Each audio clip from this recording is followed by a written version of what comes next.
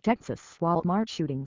El Paso attack domestic terrorism. A shooting at a supermarket in the U.S. state of Texas that left 20 dead is being investigated as domestic terrorism, officials say.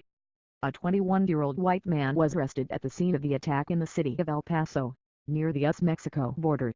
He is believed to have posted an online document calling the attack the response to the Hispanic invasion of Texas.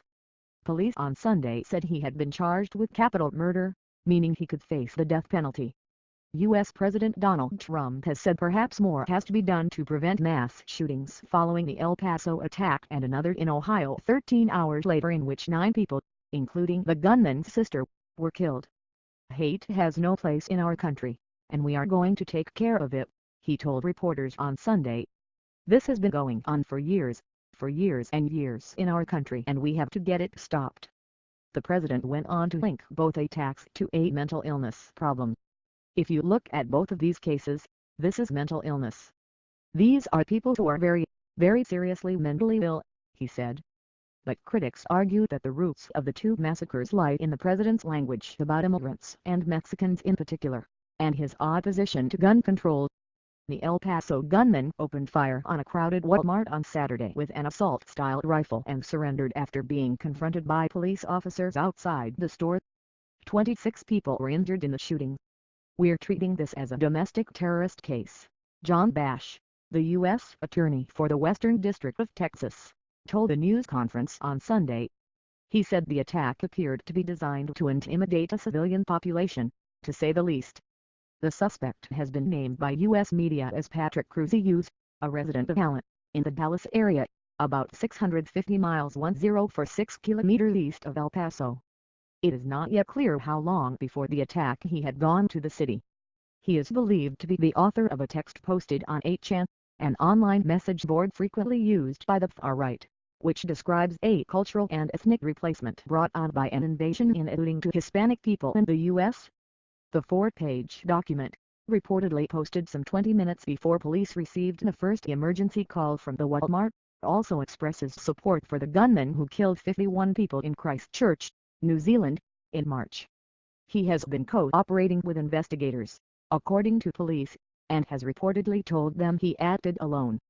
The attack, the shooting, believed to be the 8th deadliest in modern U.S. history, took place in the city where most of the population of 680,000 is of Hispanic descent. The victims have not yet been named, but Mexico's President Andrés Manuel López Obrador said 6 Mexican nationals were among the dead and 7 others were injured. Security camera images said to be of the attackers show an armed man in a dark t-shirt wearing eyeglasses and what appear to be ear protectors. Reports of an active shooter were received at 10:39 local time 16:39 GMT and law enforcement officers were on the scene within 6 minutes, police said. The Walmart, near the Cielo Vista Mall, was full of shoppers buying back-to-school supplies at the time of the shooting, and witnesses described scenes of chaos as customers fled for their lives.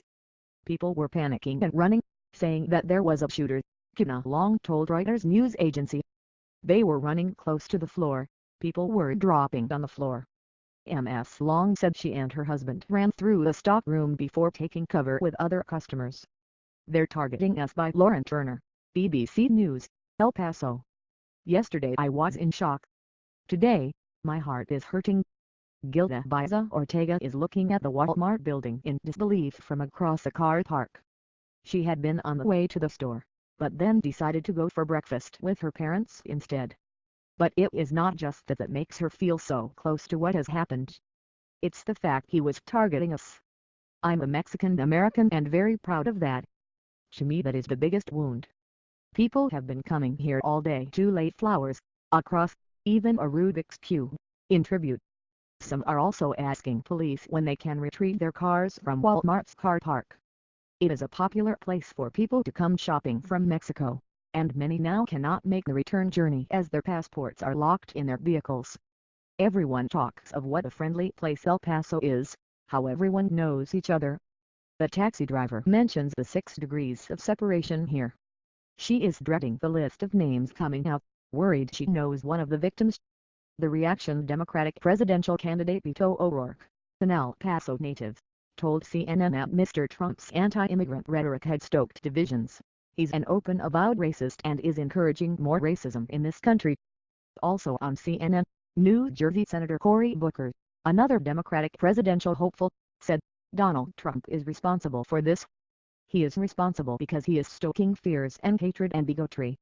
But acting White House Chief of Staff Mick Mulvaney rejected the Democrats' allegations and attributed the attacks to sick individuals, saying on ABC, "There's no benefit here in trying to make this a political issue. This is a social issue and we need to address it as that." Mr. Trump, who has made curbing illegal immigration one of the key points of his presidency, has previously made derogatory comments about Mexican migrants and has called large groups of migrants trying to reach the U.S. an invasion. In recent weeks, Mr. Trump has been accused of racism after his attacks on members of Congress who are members of racial or ethnic minorities. Mexican Foreign Minister Marcelo Ebrard said his government planned to seek legal measures to protect Mexicans and Mexican Americans in the U.S. Speaking at a news conference on Sunday, Mr. Ebrard said the Attorney General was considering litigation claiming that terrorism was committed against Mexicans in the shooting. Such an action could lead to the extradition of the gunman, he said. "For Mexico, this individual is a terrorist," he told reporters. Growing far-right violence by Gordon Coro, BBC security correspondent. The El Paso shooting fits the growing and disturbing trend of far-right violence internationally.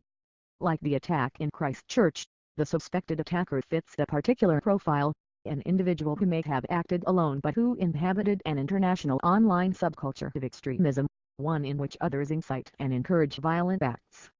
A document which authorities have linked to the attacker was posted online and was characteristic in its claims about population replacement. In New Zealand it was Muslims, in El Paso, Hispanics. And again, as in Christchurch, just before he acted the individual allegedly posted his intentions on the online forum 8chan. The pressure may grow now to act against such platforms and also for the authorities to take this growing threat more seriously, especially in the U.S.